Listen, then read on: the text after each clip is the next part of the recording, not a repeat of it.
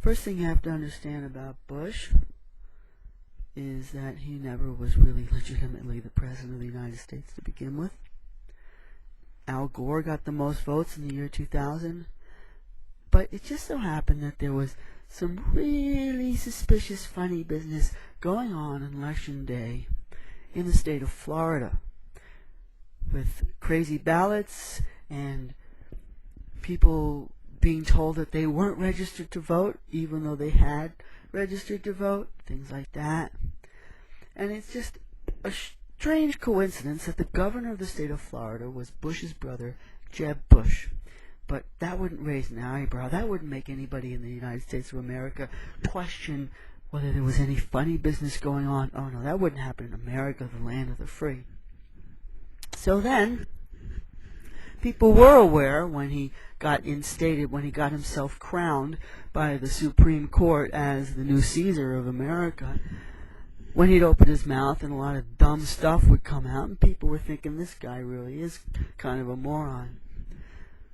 So they had to create some kind of a diversion so people wouldn't be paying attention to what a moron this guy was. And the best way to do that is what they call false flag operation. It's when you stage an attack on yourself by getting somebody to impersonate an alleged enemy, and then you shoot yourself in the foot. And that's what happened. That's how we got a terrorist attack. Now we've got an enemy. Now we've got panic and fear, and everybody's afraid in America, and we all have to be united we stand, which is like the distillation of the concept of fascism. United we stand. That's what fascism means. It means you all stand together, and in union there is strength, but there must be no dissent, because if there's any dissent, then there's weakness, and then you're giving in to your enemies. So anybody that's not with us is against us.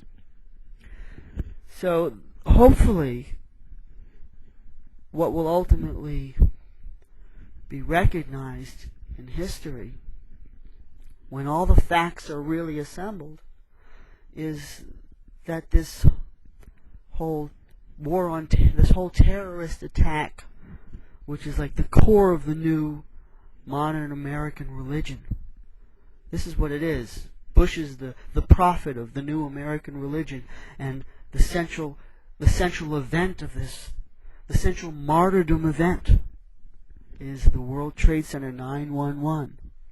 And it wasn't a coincidence that it was on September. They planned it very beautifully in an ugly way. September 11th, that it would be 911, which was already it's the emergency police number, 911. There was already a song, a rap thing called 911 is a joke before September 11th, 2001. 911, they planned it.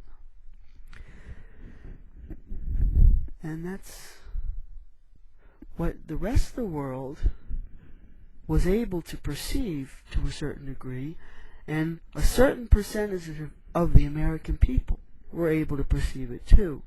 And it's only now that a slightly larger number, an increasing number of Americans are starting to wake up and smell a rat and notice all the inconsistencies, notice all the strangeness.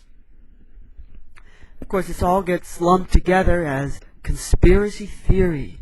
So you can dismiss anybody that questions what the Bush administration does can be dismissed as, oh, that's just a conspiracy. You're just a conspiracy theorist. So that means you're just basically dismissed as a crackpot, because there are a lot of wacky people out there that think that there's UFOs doing this, and there's this and there's that. And so you get lumped in with all the wackos, and who's to say which wackos are any less wacko than the other wackos in the loony bin? Most hated president? No. I don't think he ever was the president. Not legitimately. What he was a usurper. He was basically America's Macbeth. You know, Macbeth, Scotland, murdered the king so that he could become king. Well, that's essentially what we have here with Bush. MacBush gets himself crowned the Emperor of America. And he thinks he's the Emperor of the world. But he had to wade through a lake of blood, like Macbeth.